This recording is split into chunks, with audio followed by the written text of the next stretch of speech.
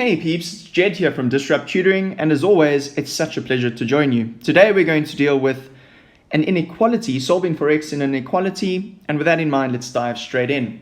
So they've said to us, solve for x, and they've said x squared is greater than 3 times x plus 6. Now what I want us to do here is I want us to try and get this into the form where we've got a trinomial on the one side, and then we've got a 0 on the other side.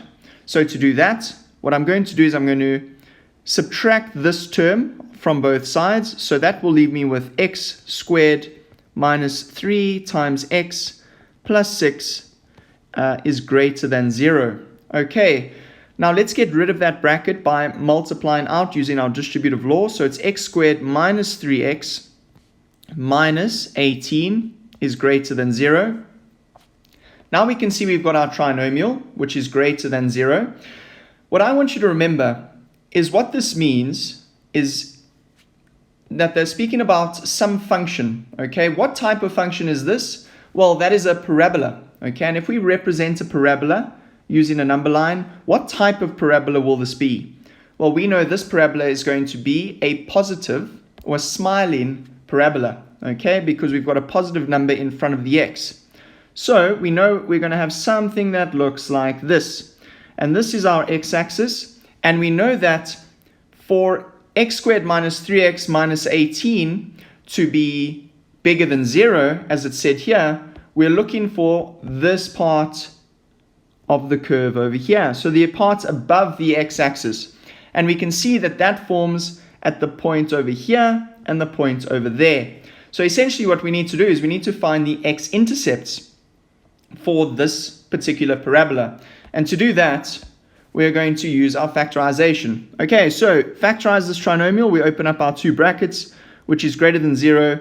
We have a negative sign there, which means we must have a plus and a minus. We know that we're going to have x and x here because there isn't a coefficient in front of that x over there. And now we need to find two numbers that multiply to 18 and subtract to 3, and that is going to be 6 and 3. And we know that the bigger number goes to where the minus is, so it's going to be 6 and 3.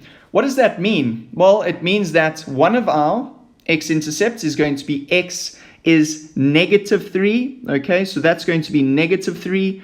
And our other one is going to be 6. So now we've got both of our x-intercepts. Now we can clearly mark out where we can find f of x, or where we can find this to be greater than 0. And we already said it's going to be on this side of negative 3 and on this side of 6. So our answer here is therefore going to be either x is less than negative 3 or x is greater than 6. Why can we not say that it could be equal to negative 3 or 6? Well, if we look at negative 3 and if we look at 6, we can see that that is the point where the curve crosses the x-axis. So that means the function is equal to 0, and they've asked us specifically for where the function is greater than 0.